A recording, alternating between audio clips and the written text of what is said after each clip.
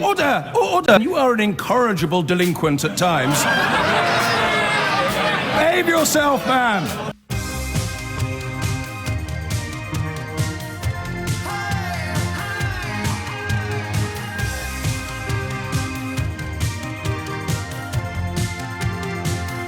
Ben is in Sutton. Ben, what would you like to say? First of all, happy birthday for Saturday, James. Thank you, mate. Appreciate it. No problem. If everything that was held against me, I mean, I'm only 28. Same age as him, I think. Exactly the same age as Ben Bradley. Well, this is why I rang. Yeah. Because my early 20s, if I was pulled on some of the things that I said in my early 20s, I'd probably never work again. I'd never have a girlfriend again. I used to be a member of the English Defence League, and I couldn't be any further away from that now. I was homophobic, I was racist, I was... Seriously? Yeah, mate, honestly. It couldn't be any different to what I am now. So What changed? What changed, Ben? Right, try not to inflate your ego too much. But you had a major part in that. You happened to come along at the same... I started listening to you at the right point. Yeah. I met a woman about 3-4 years ago, and she quite frankly found it boring. I didn't have anything interesting to say to her. And I happened to be working with a guy that listened to you, and he recommended you. And at the very same time, it was like a combination of experiences. I started working with a lot of foreigners, a lot of Polish guys and whatever else, and my viewpoint almost overnight just sort of flipped and changed. And I now speak to absolutely none of those people that I used to associate with. I don't hold a single one of those views anymore. I now help the homeless. If I met my past self when I was 20 years old, honestly, you'd have to fight to keep me off him. Because I just want to shake him and say... mate, you've got to stop now, because you're right. The old ego is... well, ego's not quite the right word. On the days when I wonder why I bother, Ben, I imagine people like you listening to the programme, and so to actually speak to you it's quite a privilege and a pleasure. So thank you so much for that. No, thank you, James. No, thank you, Ben. It's the simple questions. The simple questions is... Stop it now, seriously. Why do you feel like that? Why do you hate gays? Why do you hate black people? You know, why? Yes. Why? Not the what, the why. Exactly. And I think... Never bothered to ask. Never bothered. I had this ridiculous notion in my mind that being gay is against God. I've never been to church in my entire life. I couldn't care less about God.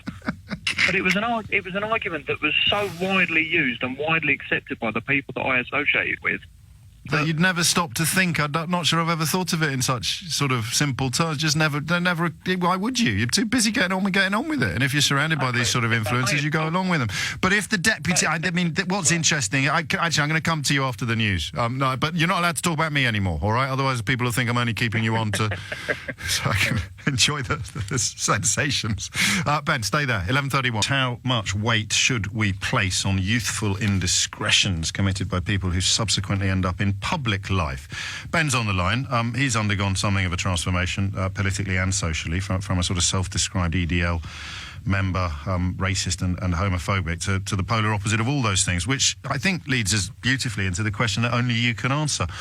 How could we tell it was true in the case of Ben Bradley? Because all he's actually done is apologise for inappropriate language. He hasn't disavowed the views expressed in the way that you have. So what test? Can you think of a way, Ben, in which we could actually establish whether or not someone claiming to have turned their back on toxic views held in the past genuinely has? It's a difficult one, isn't it? Yeah. Well... I mean, to be fair, James, you've only got my claims that I've turned my back on. You're absolutely right, although I'm going to take it to the bank, unless you muff it all up by shouting some sort of Enoch Powell slogan just before hanging up. No, definitely not. There was... I can't speak on his behalf, but on mine, it was a couple of things. It was a sense of loneliness and having somewhere to belong. There was a sense of meaning. I felt as if I was doing something important, standing for something, which was very simple to flip the coin and stand for the other side, really. It's much more justifiable. Yeah.